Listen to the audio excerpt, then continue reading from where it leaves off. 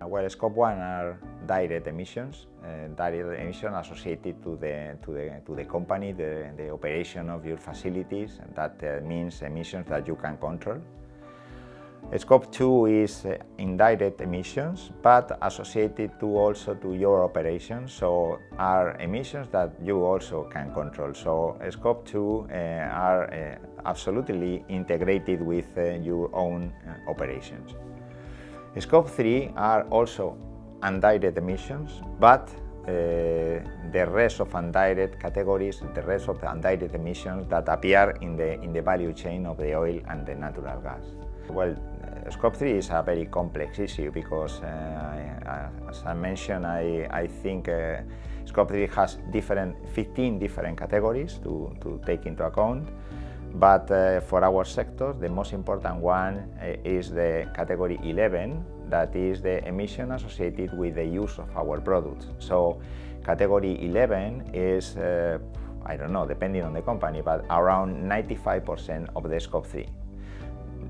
It's a lot, because if you consider that the Scope 3 compared with Scope 1 and 2, or the total emission of the company, Scope 3 is around 85–90% of the total emission of the company. So if you consider that the Scope 3 is around 90% and the category 11 is 95%, practically category 11 is the Scope 3 of the company. No?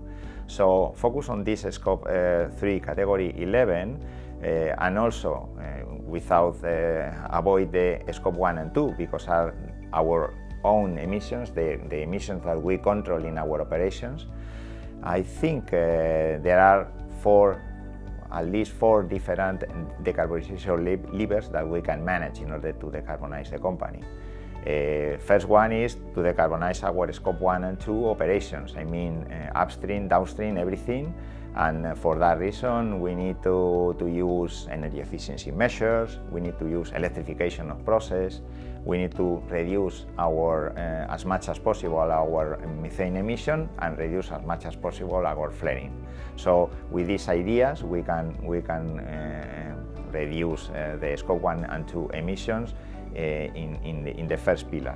Second pillar is regarding to introduce renewable power generation in your operations.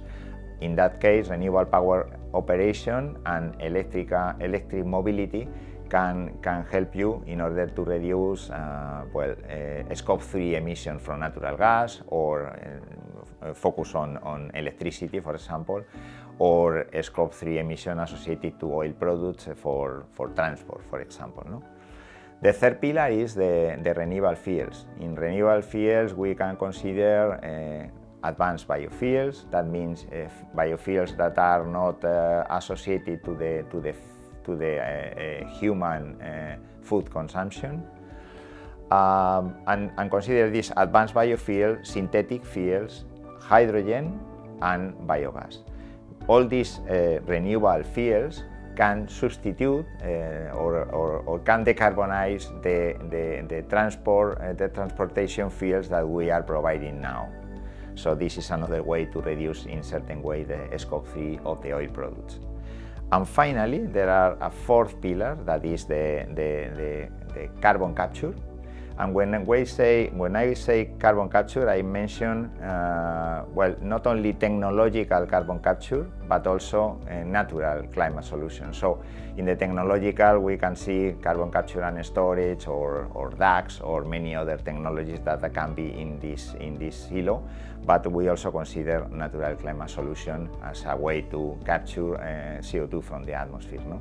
So with this, in this last point, these carbon removals or this carbon capture can be used for not only for Scope 1 and 2, because if you can apply this to your own operation, but also can be in order to reduce the Scope 3, or in that case the Scope 1 of some of our customers, for example industry, cement, steel or others need CCS in order to reduce their emissions, and is a way to reduce the Scope 3 of these hard-to-abate sectors.